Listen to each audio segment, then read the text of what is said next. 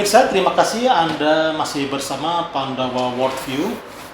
Pada segmen kedua kali ini kita akan mengulas tentang bagaimana dampak dari pemberitaan di media massa tentang krisis, tentang resesi terhadap persatuan dan kesatuan bangsa. Ya. Mas Yon, bagaimana tanggapan Anda tentang hal itu?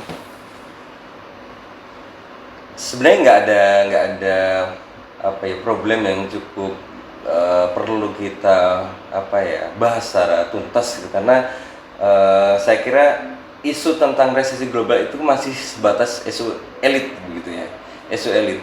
Sementara kalau isu-isu di masyarakat bawah itu kan lebih ke kebutuhan-kebutuhan pokok yang meningkat gitu, yang semakin mahal bahan pokok, kemudian BBM juga semakin meningkat gitu. Walaupun ini sangat terkait juga sih dengan resesi global, tapi bahasan-bahasan di media massa itu masih sifatnya tingkatan elit, belum menyentuh ke sana gitu. Padahal sebenarnya yang perlu dibahas adalah tingkatan Jangan-jangan masyarakat sendiri nggak tahu apa itu resesi ya? Ya, jadi mungkin itu ya. Jadi yang kita bukan mengecilkan atau membuat seolah-olah masyarakat itu bodoh, kan nggak juga gitu kan. Mereka pinter-pinter, cuman mereka lebih realistis saya kira. Jadi yang ada di depan mata itulah yang kemudian menjadi isu yang mereka perbincangkan. Atau ada kemungkinan tidak peduli masyarakat terhadap kondisi politik nasional atau global seperti itu?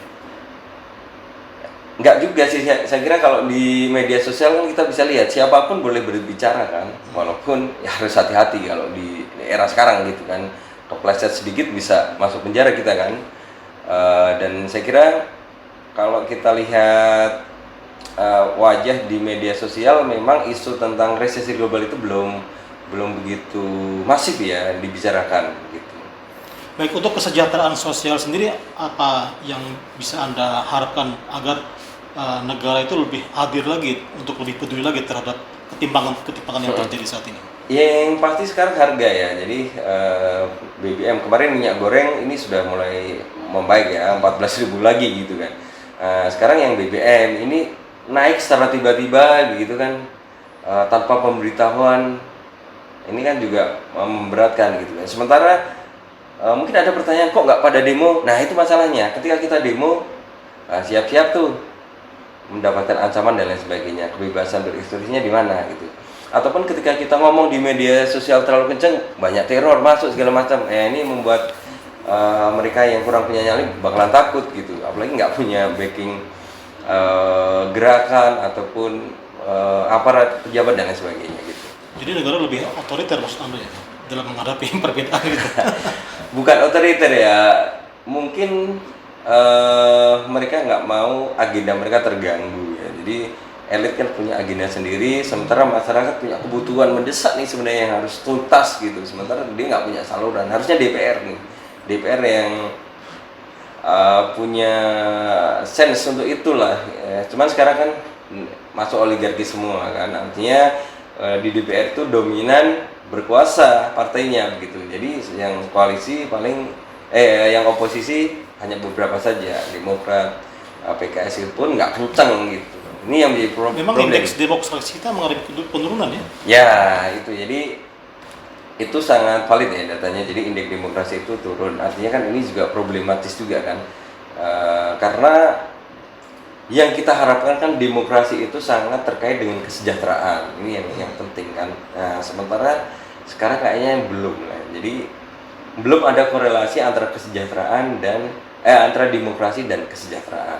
Demokrasi yang dulu melahirkan kebebasan sekarang pun mulai direnggut gitu ya, dibatasi lagi gitu. Kayak kemarin Kominfo yang ngeblokir banyak situs-situs atau aplikasi-aplikasi yang kita perlukan, ya sebatas itu gitu. Jadi ini juga perlu kita waspadai, justru kontraproduktif ya negara terhadap masyarakat begitu. Kadang negara memiliki definisi sendiri tentang kesejahteraan sosial dan angka kemiskinan itu sendiri yang dia bisa diperdebatkan, dan itu menjadi bahan di Twitter, di media sosial ya, saling gempur antar dua kubu.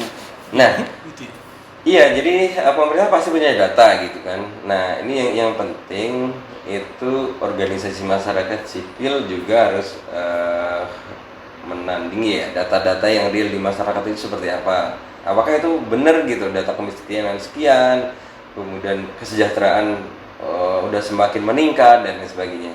Misalkan kesejahteraan gini meningkat, ternyata harga-harga inflasinya sangat tinggi gitu kan. Jadi uang yang sekarang 100.000 yang dulu 2-3 tahun yang lalu kita bisa belanjakan banyak item, sekarang cuma beberapa item aja. Ini kan jadi problem ya. Sementara pendapatan masyarakat di perkantoran itu mereka di perkantoran juga tidak meningkat gitu kan. Sementara di non pemerintahan atau yang perkantoran juga sama saja gitu kan. Ini jadi problem gitu. Ya artinya yang Anda sampaikan ini adalah kita sedang menghadapi ancaman resesi sebenarnya.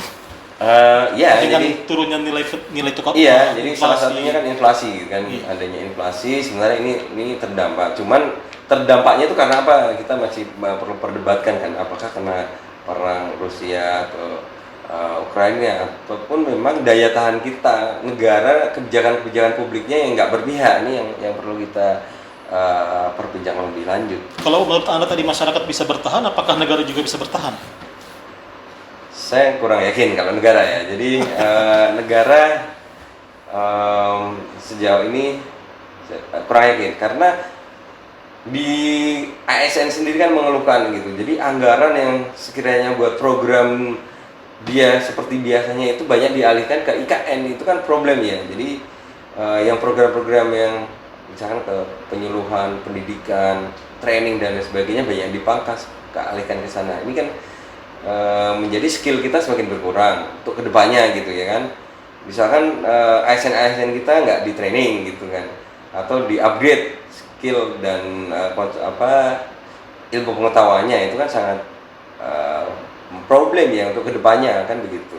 Artinya tidak ada prioritas maksud Anda ya dalam mengelola negara ini. Ya, jadi salah satunya itu bukti nyata adalah kan itu udah pandemi sampai sekarang kondisi masyarakat yang diharapkan ini 2022 ini tumbuh pun belum kelihatan gitu. Anda melihat fenomena sosial saat ini seperti apa di masyarakat? Ya harga-harga, jadi harga kemudian energi ya, BBM segala macam naik gitu kan. Dan sementara pendapatan mereka tidak naik gitu. Ini yang menjadi problem. Mereka bisa bertahan dengan berhemat dan berkomunitas atau bersolidaritas. Nah, ini yang membuat mereka bertahan, dan harusnya sih ada kehadiran negara yang lebih ke arah sini gitu.